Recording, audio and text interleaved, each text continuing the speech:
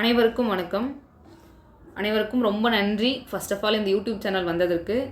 இன்றைக்கி நம்ம என்ன பார்க்க போகிறோம் அப்படின்னு பார்த்தீங்கன்னா, டைஸ் டாபிக் வந்து ஸ்டார்ட் பண்ணலாம்ப்பா. அதாவது ரீசனிங் வந்து நம்ம ஸ்டார்ட் பண்ணுறோம். ஆல்ரெடி நம்ம அரித்மெட்டிக்கில் நம்பர் சிஸ்டம் பார்த்துட்ருக்கோம். அதை டெய்லி ஒரு வீடியோவை நம்ம அப்படியே பார்த்துட்டே இருப்போம். ஒரு டாப்பிக்காக முடிச்சுட்டே வருவோம்.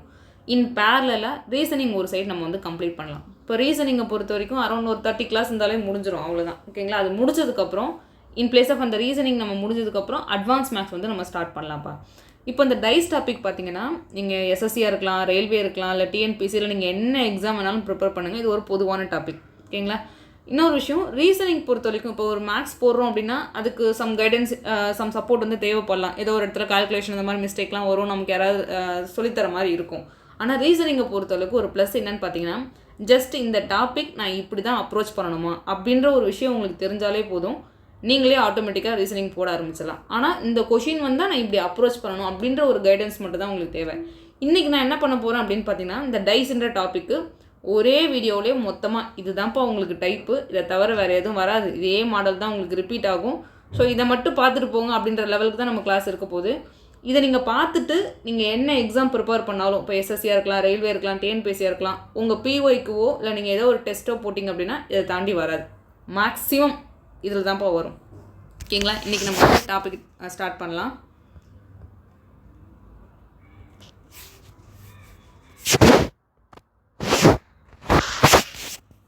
இப்போது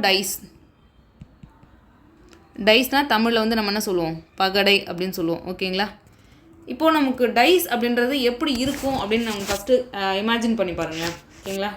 க்யூப் இருக்கும் இல்லையாப்பா, க்யூப் எப்படி இருக்கும்? 6 பக்கத்தில் சதுரத்தால் அடைப்பட்ட பகுதி, கனசதுரம் அப்படின்னு சொல்லுவோம். ஓகேங்களா? இப்போ 6 பக்கமும் ஸ்கொயர். ஃபர்ஸ்ட் ஆஃப் ஆல் இந்த இமேஜ் வந்து உங்களுக்கு ஞாபகம் வந்துடணும், இதுதான்ப்பா க்யூபு. ஓகேங்களா? இப்போது நமக்கு இந்த க்யூப்பில் 6 பக்கமும் நம்ம கண்ணுக்கு தெரியாது.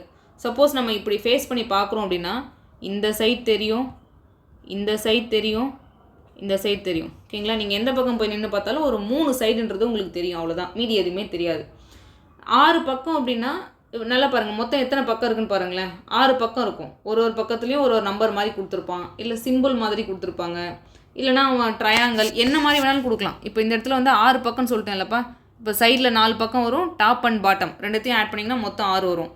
6 பக்கத்துக்கு 1 2 3 4 5 6 இப்படியும் கொடுத்துருக்கலாம். இல்லைனா இந்த மாதிரி ட்ரையாங்கல், இந்த மாதிரி ரெக்டாங்கிள், சர்க்கிள், இந்த மாதிரி ஏதோ ஒரு சிம்பிள் வச்சு அவன் ரெப்ரசன்டேஷன் பண்ணிக்கலாம். அப்படி இல்லைனா இந்த மாதிரி ஆஷ் சிம்பிள், அப்புறம் இந்த மாதிரி டாலர் சிம்பிளாக இருக்கட்டும், இல்லை அட்டு, இந்த மாதிரி ஏதாவது ஒன்று கொடுக்கலாம். ஓகேங்களா? அவன் என்னன்னாலும் கொடுக்கலாம். இல்லைனா சம்மந்தமே இல்லாமல் இமேஜ்லாம் வேறு கொடுப்பான். லாஸ்ட் இயர்லாம் எஸ்எஸ்சி எக்ஸாமில் பார்த்தீங்கன்னா அவன் கொடுத்துருக்க இமேஜ் கூட கண்ணுக்கு தெரியாது, அந்த அளவுக்கு தான் கொடுத்துருந்தான். ஸோ அந்த மாதிரி இமேஜ் அது வந்து இஷ்டத்துக்கு எது கிறுக்கி வச்சுருப்பான். ஏதோ ஒரு இலையை வரைஞ்சி வச்ச மாதிரி இருக்கும், லைக் எந்த மாதிரி வேணாலும் தரலாம். ஆனால் அவன் என்ன கொடுத்தாலும் ஒரே கண்டிஷன் தான். ஓகேங்களா? அவன் உள்ள ரெப்ரசன்டேஷனில் என்ன மாதிரி வேணாலும் கொடுக்கட்டும், ஒரே கண்டிஷன். இப்போ நான் சொல்லிட்டேன் உங்களுக்கு 3 பக்கம் தான்ப்பா உங்களுக்கு கண்ணுக்கு தெரியும் அப்படின்னு சொல்லிட்டேன். ஓகேங்களா? இப்போது பகடையை வந்து ஃபஸ்ட்டு எப்படியெல்லாம் பிரிக்கிறாங்கன்னு பார்த்துக்கோங்களேன். இது வந்து ஜென்ரலாக வந்து டைஸ்னாலே இப்படி தான் இருக்கும், இந்த ஸ்ட்ரக்சரில் தான் இருக்குன்றதை நம்ம பார்த்துட்டோம். இப்போ இதோட டைப்ஸ்க்கோங்களேன். இதை வந்து பொதுவாக ஒரு 2 விதமாக பிரிப்பாங்கப்பா. ஒன்று வந்து பேஸ் டைஸ் அப்படின்னு சொல்லுவாங்க. பேஸ்னால் அடிப்படை. இன்னொன்று வந்து ஓப்பன் டைஸ். ஓப்பன் டைஸ்னால் திறந்த, இந்த நேமில் இருக்கு இல்லையா நமக்கு, திறந்த பகடை. ஓகேங்களா? இது எப்படி இருக்கும்னு நீங்கள் பார்த்துக்கோங்களேன். இப்போ பேஸ் டைஸ்னால் இப்போ நம்ம பார்த்துருக்கோம் இல்லையா, இந்த டயக்ராமில் பார்த்துருக்கோம் இல்லைப்பா, இதான்ப்பா பேஸ் டைஸு, வேறு எதுவுமே இல்லைப்பா. இப்போ இது வந்து பேஸு. அதாவது எப்படி இருக்குன்னா ஒரு 3 பக்கம் நம்ம கண்ணுக்கு தெரியும் அப்போது.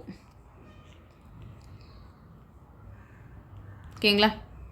ஒரு 3 பக்கம் வந்து நமக்கு கண்ணுக்கு தெரியும். இப்போ ஃபார் எக்ஸாம்பிள் இது 3ன்னு ஒரு நேமில் இருக்கும், 5 இருக்கும், 6 ஏதோ ஒரு நம்பரில் இருக்கும். இப்போ நம்ம கண்ணுக்கு தெரியுது இல்லையா, இதான் ஒரு பேஸ் டைஸ். ஓப்பன் டைஸ் எப்படி இருப்பார்னா கம்ப்ளீட்டாக 6 பக்கமுமே நமக்கு தெரிஞ்சிடும்.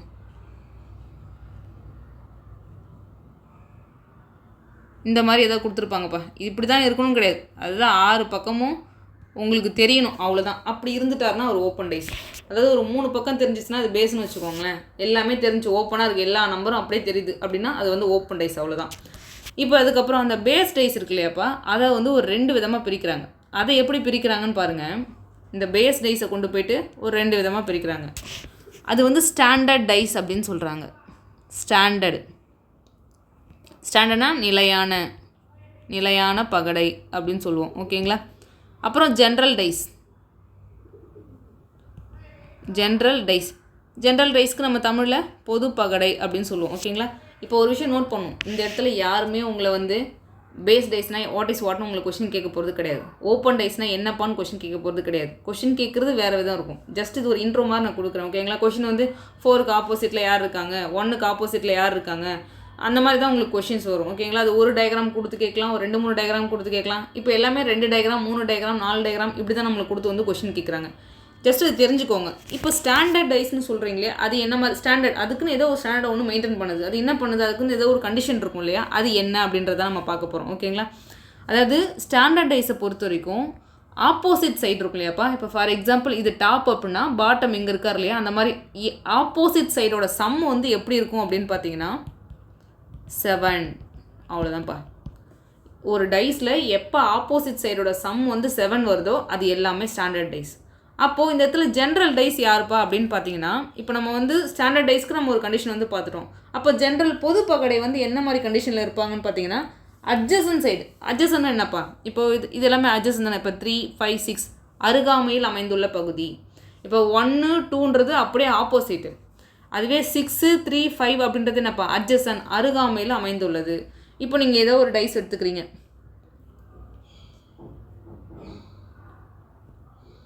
ஓகேங்களா?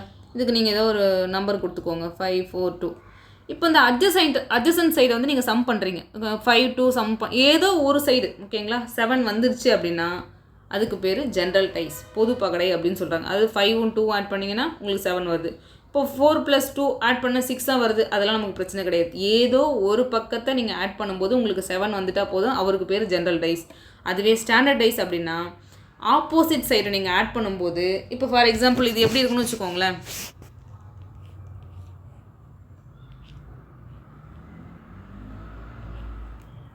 இப்போ அந்த இடத்துல 2, 1, 4 அப்படின்னு ஏதோ ஒரு நம்பர் கொடுத்துருக்காங்க. ஓகேங்களா?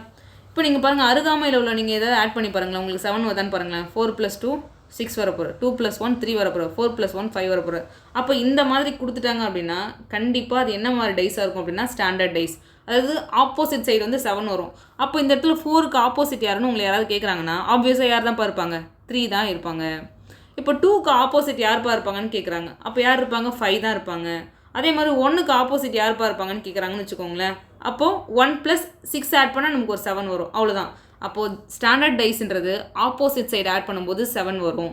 அட்ஜசன்ட் சைடு ஆட் பண்ணும்போதெல்லாம் 7 வராது. அதுவே ஜென்ரல் டைஸ் அப்படின்றது அட்ஜசன்ட் சைடு ஆட் பண்ணால் 7 வரும். ஓகேங்களா? 5 + 2 7 வந்துச்சு.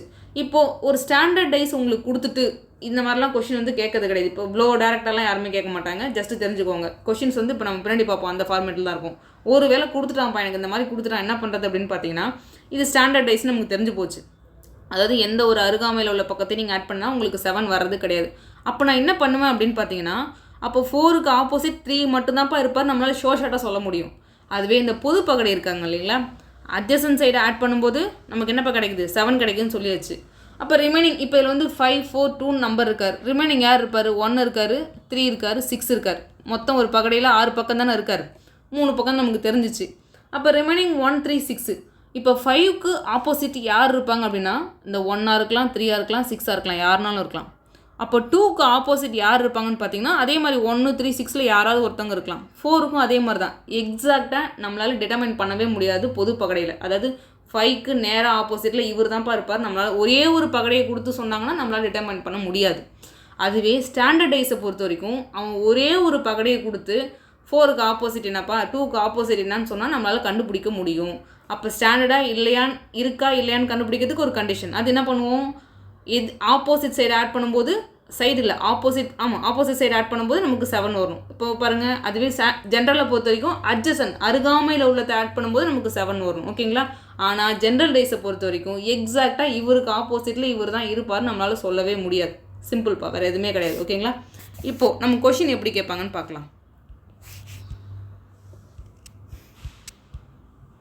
இப்போ இந்த ஃபஸ்ட்டு கொஷின் வந்துடுங்களேன். டேரெக்டாக கொஷினுக்குள்ளே நம்ம போயிடலாம்.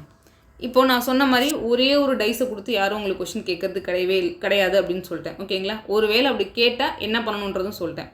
இப்போது இந்த இடத்துல பாருங்களேன், ஒரு பகடை கொடுத்துட்டாங்க. அதோட வேறு பக்கத்தை வந்து இந்த மாதிரி கொடுத்துருக்காங்க. சேம் டைஸில் வேறு பொசிஷனை வந்து கொடுத்துட்டாங்கப்பா. கொடுத்துட்டு சிக்கு ஆப்போசிட்டில் யார்ப்பா வராங்கன்னு கொஷின் கேட்குறான். இப்போ இந்த மாதிரி இது ஒரு ஃபஸ்ட்டு டைப்புன்னு வச்சுக்கோங்களேன். இப்போ இப்போ இந்த மாதிரி உங்களை கொஷின் கேட்குறாங்கன்னா நீங்கள் டேரெக்டாக என்ன பண்ணணும்னா அந்த 2 இமேஜையும் கம்பேர் பண்ணுங்கள். ஏதாவது காமனாக இருக்கா அப்படின்னு பாருங்கள். கண்டிப்பாக காமனாக ஏதோ ஒன்று இருக்கும். அப்படி இருந்தால் தான் அந்த சம்மை நம்மளால் அப்ரோச் பண்ண முடியும். ஓகேங்களா? இதில் யாருப்பா காமனாக இருக்கார்? பி வந்து காமனாக இருக்கார். எந்த இடத்துல காமன் ஸ்டார்ட் ஆகுதோ அதுலேருந்து கிளாக் வைஸ் டைரக்ஷன் எடுத்துக்கோங்க. கிளாக் வைஸ் ரொம்ப முக்கியம். அதுலேருந்து கிளாக் வைஸ் டைரக்ஷன் நல்லா ஞாபகம் வச்சுக்கோங்க. கிளாக் வைஸ் டைரக்ஷன் அவ்வளோதான். இப்போது அதுக்கப்புறம் யாருப்பா இருக்கார்? இங்கே இ இருக்காங்க. இப்போ நீங்கள் ஃபஸ்ட் டைம் சம்மை சால்வ் பண்ணுறீங்க அப்படின்னா 2 தோடையும் கிளாக் வைஸில் எழுதிக்கோங்க. பிக்கு அப்புறம் சி இருக்கார், இந்த பக்கம் ஏ இருக்கார். இந்த பக்கம் யாருப்பா? பிக்கு அப்புறம் இ இருக்கார், இந்த பக்கம் டி இருக்கார். ஓகேங்களா? அப்போ நீங்கள் டேரெக்டாக சொல்ல முடியும் சிக்கு ஆப்போசிட் இ இருக்கார், ஏக்கு ஆப்போசிட் டி இருக்கார். இப்போ நீங்கள் ரொம்ப பிகினராக இருக்கீங்க அப்படின்னா இந்த மாதிரி எழுதிக்கோங்க. இல்லை எனக்கு நல்லாவே போட தெரியும் அப்படின்னா டேரெக்டாக பார்த்தோன்னே சொல்லலாம். இந்த பக்கம் ஈனா இந்த பக்கம் சி தான் இருப்பார், இங்கே டினா இங்கே ஏ தான் இருப்பார். ஜஸ்ட்டு கிளாக் வைஸ் டைரக்ஷனில் கண்டுபிடிக்க போகிறீங்க.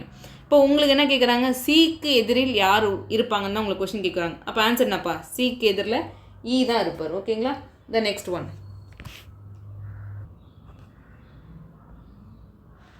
இப்போ இந்த கொஷினுக்கு வந்துடுங்க. இதே மாதிரி ஒரே பகடையில் வேறு வேறு அந்த நிலைகளை வந்து கொடுத்துருக்காங்கன்னு சொல்லியிருக்காங்க. 1க்கு ஆப்போசிட்டில் யார் இருப்பாங்கன்னு கேட்குறாங்க. அவ்வளோதான் கொஷின். 1 என காணப்படும் முகத்திற்கு எதிரில் இருக்கும் அந்த எண்ணை கண்டறிக அப்படின்றது தான் கொஷின் கேட்குறாங்க. ஓகேங்களா? இப்போது அதில் யாருப்பா இருந்தார்? ஒரே ஒருத்தர் காமனாக இருந்தார். இங்கே பாருங்களேன், இங்கே வந்து 5 இருக்கார், இங்கே 4 இருக்கார், இங்கேயும் 5 இருக்கார், 4 இருக்கார். அப்போ 2 வேல்யூ காமனாக இருக்குது. 5 4 5 4ன்றது காமன். அப்போ ரிமைனிங் யார் இருக்காங்க? 1 6. அப்போ 1க்கு ஆப்போசிட் 6. அவ்வளோதான். இதுக்கு முன்னாடி பார்த்தீங்கன்னா ஏதோ ஒரு வேல்யூ காமனாக இருக்கலாம், ஒரு வேல்யூ காமனாக இருக்கலாம், 3 மேலாம் காமனாக இருக்காது. ஏதோ 1 2 இந்த மாதிரி தான் காமனாக இருக்கும். ஓகேங்களா? இப்போ இதில் பாருங்கள் 2 காமனாக இருந்துச்சு. அப்போ டேரெக்டாக 1க்கு ஆப்போசிட் 6. அவ்வளோதான், முடிச்சிருங்க கொஷினை. இந்த கொஷின் பாருங்கள். Find the numbers on the face opposite of the 1. ஓகேங்களா? 1ன்ற முகத்திற்கு எதிர்பக்கத்தில் உள்ளது எதுன்னு கேட்குறாங்க. இந்த இடத்துல பாருங்கள் 3 கேட்குறாங்க. அவன் உங்களுக்கு எத்தனை டைஸ் கொடுத்தாலும் 2 எடுத்து கம்பேர் பண்ணுங்கள். அவ்வளோதான். அவன் உங்களுக்கு எத்தனை வேணாலும் கொடுத்துட்டு போட்டோம், நீங்கள் 2 எடுக்கிறீங்க. இப்போ பாருங்களேன், இப்போ நம்ம ஃபஸ்ட்டு நமக்கு என்ன கேட்டிருக்கான்? 1க்கு ஆப்போசிட்டில் யார் இருப்பாங்கன்னு தான் கேட்குறான். நம்ம ஃபஸ்ட்டு இது 2த்தையும் எடுத்துக்கிட்டோம், இப்படி எடுக்கிறோம். நமக்கு இதுலேருந்து என்ன க்ளூ கிடைக்குதுன்னு பாருங்களேன். யார் யாரெல்லாம் ஆப்போசிட்டில் இருக்காங்கன்னு கண்டுபிடிச்சி பாருங்களேன். ஏதாவது காமனாக இருக்காங்களா? 1 6 1 6 காமன். அப்போ யாருப்பா? 2வும் 5வும் ஆப்போசிட்டில் இருப்பாங்க. நான் 1ஐயும் 2ஐயும் கம்பேர் பண்ணி 2வும் 5வும் ஆப்போசிட்பான்னு கண்டுபிடிச்சேன். ஓகே. இப்போ அடுத்து ஆனால் உங்களுக்கு என்ன தேவை? 1க்கு ஆப்போசிட்டில் யார் இருப்பாங்கன்னு தேவை. அடுத்து இவங்க 2 பேரும் கம்பேர் பண்ணி பாருங்களேன். 1 2 1 2 காமனாக இருக்காங்க. அப்போ யாருப்பா? 6ம் 4ம் ஆப்போசிட்டா? 6ம் 4ம் ஆப்போசிட். நல்லா பாருங்கள். இப்போ ஒரு 4 நம்பரை கண்டுபிடிச்சிட்டோம். ரிமைனிங் யார் தான்ப்பா இருக்கார்?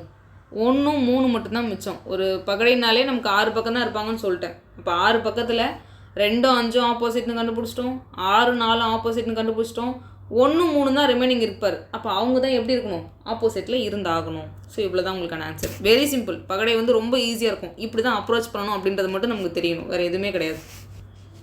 The next one. இந்த மாதிரி சிம்பிள் கொடுப்பாங்க. ஓகேங்களா? அவன் சிம்பிள் கொடுக்கலாம், இல்லை என்னன்னாலும் கொடுத்துட்டு போடும், ஆனால் ஒரே கான்செப்ட் தான். இப்போ பாருங்களேன், ஆப்போசிட் சைட் அட்டு. ஓகேங்களா? To the one having at அப்படின்னு சொல்லியிருக்காங்க. அதாவது அட்டுக்கு ஆப்போசிட் சைடில் யாருப்பா இருப்பாங்க அப்படின்றது தான் உங்களுக்கு கொஷின். ஓகேங்களா? இப்போ இந்த இடத்துல பாருங்கள், இது வந்து ஒரு ஸ்டாண்டர்ட் டைஸு, இல்லை அது அந்த டைஸோட டைப்பெல்லாம் வச்சு அவன் எதுவுமே கேட்க மாட்டான். டைஸை கொடுத்து கம்பேர் பண்ணு, அவ்வளோதான். கம்பேர் பண்ணி எனக்கு ஆன்சரை சொல்லு அப்படின்னு தான் கேட்பான்.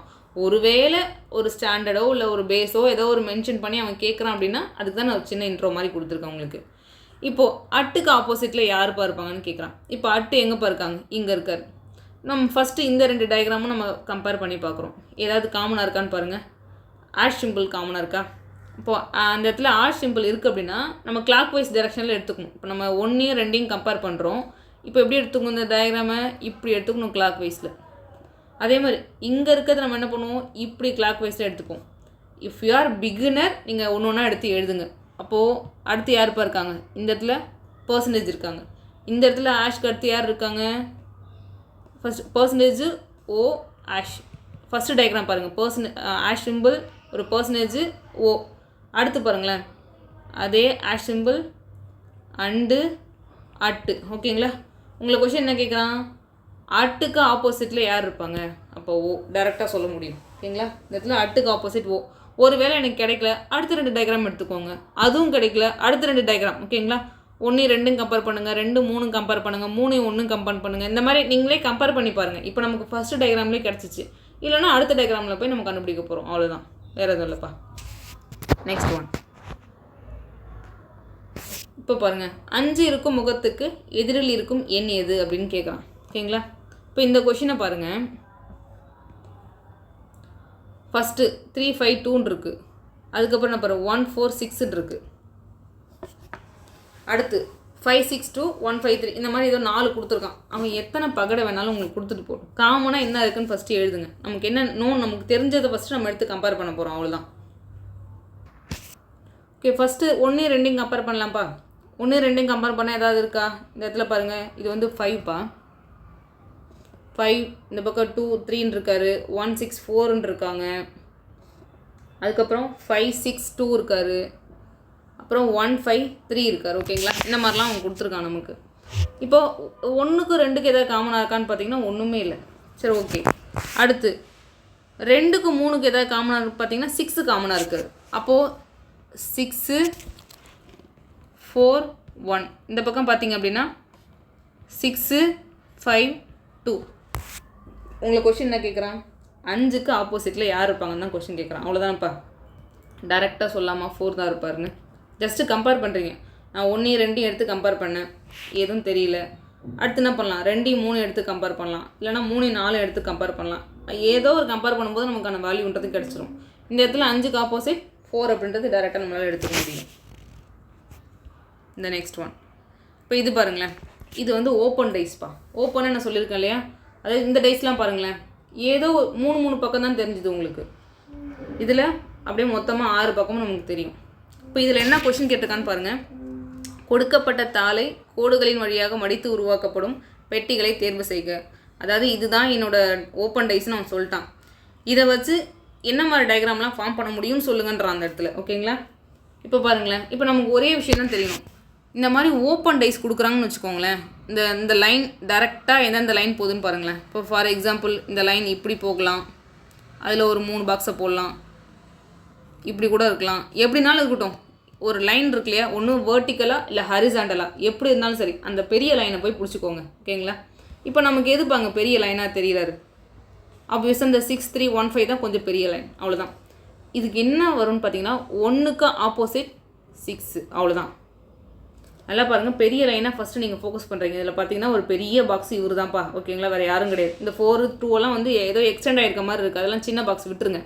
அப்போது 6க்கு ஒரு நம்பர் விட்டு அடுத்த நம்பர் ஆப்போசிட்டாக இருக்கும். அப்போ 6க்கு ஆப்போசிட் 1, 3க்கு ஆப்போசிட் 5. இப்போ பாருங்கள், இதுலேருந்து 6க்கு ஆப்போசிட் 1, 3க்கு ஆப்போசிட் 5. அப்போ ரிமைனிங் யார் இருக்காங்க? அங்கே 4ம் 2 தான் ஆப்போசிட். ஓகேங்களா, இப்போ உங்கள் கண்டிஷன்ஸ்லாம் இப்படி தான் இருக்கணும். 6க்கு 1 தான் ஆப்போசிட்டாக இருக்கணும், 3க்கு 5 இருக்கணும், 4க்கு 2 இருக்கணும். இப்போ இந்த 4 ஆப்ஷனில் நல்லா பாருங்கள், யார் ஃபார்ம் ஆகுவாங்க இல்லைனா யார் ஃபார்ம் ஆக மாட்டாங்க, அவன் எப்படினாலும் கொஷின் கேட்கலாம். தட் கேன் பி ஃபார்ம்டுன்னு தான் அவங்க கொஷின் கேட்குறான். எதெல்லாம் ஃபார்ம் ஆகும் நம்ம சொல்ல போகிறோம். 6ம் 1ம் ஆப்போசிட்ப்பா. இப்போ பாருங்களேன், ஏதாவது நம்ம எலிமினேட் பண்ணணும். உங்கள் ஆப்ஷனை வந்து எலிமினேட் பண்ணணும். ஏன்னா இதெல்லாம் பக்கத்தில் இருக்கிறது தான் நமக்கு தெரியும். அப்போ ஒருவேளை 6 1 பக்கத்தில் இருந்தால் அது தப்புன்னு அர்த்தம். ஏன் 6 1 எதிர் பக்கத்தில் இருக்கும், அது அருகாமையில் இருந்தால் தப்பு. இப்போ ஃபஸ்ட் ஆப்ஷன் பாருங்களேன், எதாவது எலிமினேட் பண்ண முடியுமா? எதுவும் இல்லை. 6 1ம் கிடையாது, 3 5ம் கிடையாது, 4 2ம் கிடையாது, எதுவுமே பக்கத்துலலாம் வரல. இந்த இடத்துல பாருங்கள் 4 2 பக்கத்தில் வந்துச்சா? ஆப்ஷன் பி தப்பு. பார்த்தோன்னே சொல்லிவிடுங்க. அடுத்து 1 6 1ம் கிடையாது, அடுத்து 3 5 எதுவும் அருகாமையில் இல்லை, 4 2ம் அருகாமையில் இல்லை. அப்போது சி வரலாம். ஆப்ஷன் டிக்கு போயிடுறீங்க. 6 1 எதுவும் அருகாமையில் வரல, 3 5 வந்திருக்காங்களா? அப்போ இவரும் தப்பு. அப்போ யாருப்பா? A and C can be formed. அப்போ இந்த ஓப்பன் டைஸை யூஸ் பண்ணி இங்கே ஏவும் சியும் ஃபார்ம் பண்ண முடியும். அவ்வளோதான். Next one. இப்போ பாருங்களேன், இந்த மாதிரி கொடுத்துருக்காங்க. அதே இதெல்லாம் வந்து ஓப்பன் டைஸ் அப்படின்னு சொல்லுவோம். ஓகேங்களா, இப்போ இந்த இடத்துல பாருங்கள், 2 ஸ்ட்ரைட் லைன் இருக்கார். அவ்வளோதான், விட்டுருங்க. அதாவது நமக்கு எத்தனை பாக்ஸ் மேக்ஸிமம் ஸ்ட்ரைட்டாக இருக்குன்னு பாருங்கள். ஒன்று வேர்ட்டிக்கலாக இல்லைனா ஹரிசாண்டலாக, எந்த விதத்தில் வேணாலும் பார்த்துக்கோங்க. இவன் என்ன கொஷின் கேட்குறான்? இதெல்லாம் யூஸ் பண்ணி எத்தனை இது வந்து ஃபார்ம் பண்ண முடியும் அப்படின்றதான் கொஷின் கேட்குறான். ஓகேங்களா, இதெல்லாம் மடக்கி எத்தனை கணங்களை உருவாக்க முடியும் அதை தேர்வு செய்க அப்படின்றது தான் கொஷின்.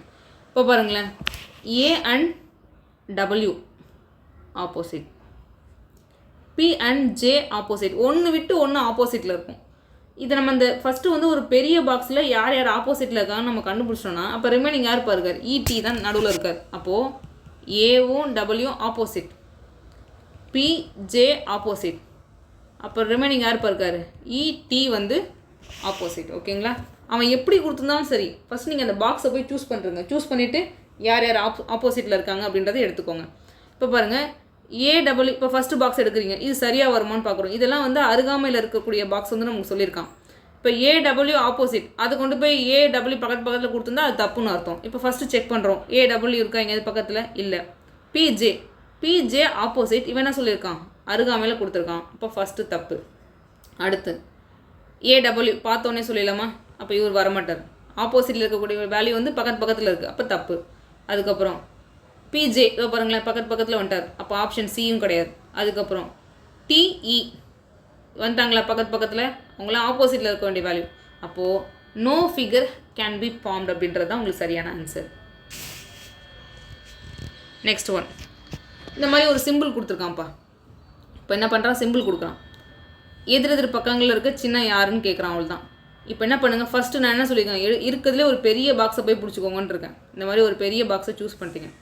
இப்போ இந்த இடத்துல என்னப்பா இருக்குது, டாலர் சிம்பிள் இருக்கா, ஒரு பாக்ஸை விட்டு அடுத்த பாக்ஸை பாருங்கள். அப்போது அந்த அண்டு சிம்பிள் எடுத்துக்கோங்க. பர்சன்டேஜ் இருக்கா, ஒரு பாக்ஸை விட்டு இன்னொன்று எடுத்துக்கோங்க. அப்போ இந்த வெளியில் 2 பேர் தூங்கிட்டு இருக்காங்களே, அப்போ அவங்க 2 பேர் ஆப்போசிட்டாக இருப்பாங்க. அப்போது dollar simple and percentage plus simple, அவ்வளோதான்ப்பா. ஓகேங்களா? அகெயின் ஆஷு அட்டு, இவங்க ஆப்போசிட்டில் இருப்பாங்க. உங்களை கொஷின் என்ன கேட்குறான், யார் ஆப்போசிட்டில் இருப்பாங்க. ஃபஸ்ட்டு அண்டும் பர்சன்டேஜும் ஆப்போசிட், அண்டும் பர்சன்டேஜும் ஆப்போசிட்டாக கிடையாது.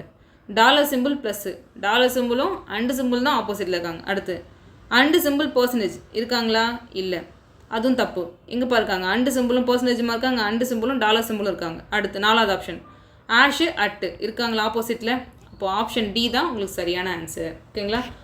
இந்த மாதிரி பாக்ஸில் கொடுத்துட்டான் அப்படின்னா ஒரு பெரிய பாக்ஸை பிடிச்சிக்கிறீங்க, ஒரு பாக்ஸ் விட்டு இன்னொரு பாக்ஸை பார்க்கணும், இன்னொரு பாக்ஸ் விட்டு இன்னொரு பாக்ஸை பார்க்கணும், அவ்வளோதான். இந்த நெக்ஸ்ட் ஒன், இந்த கொஷின் பாருங்களேன். சின்னத்துக்கு எதிரில் வரும் முகம் எது அப்படின்னு கேட்குறான், அவ்வளோதான்.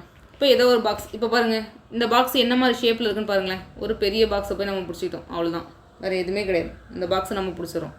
அப்போது இந்த டாலர் சிம்பிளும் அட்டும், இந்த பர்சன்டேஜும் அண்டு சிம்பிளும், அப்போ ரிமைனிங் இருக்கிறது ஆப்போசிட்டில் இருக்க போகிறாங்க. அது தூக்கி தனியாக எழுதிக்கோங்க. Dollar simple at, percentage and, அப்போ ப்ளஸ்ஸும் ஆஷும். ஓகேங்களா? அவன் என்ன கேட்குறான், அட்டுக்கு ஆப்போசிட்டில் யாருப்பா இருப்பாங்கன்னு கேட்குறான். அப்போ அட்டுக்கு ஆப்போசிட்டில் யாருப்பா இருப்பாங்க, ஸோ டாலர் சிம்பிள். இதுதான் உங்களுக்கான ஆன்சர். ஓகேங்களா? அவன் கொஷின் கேட்கறத பாருங்கள்.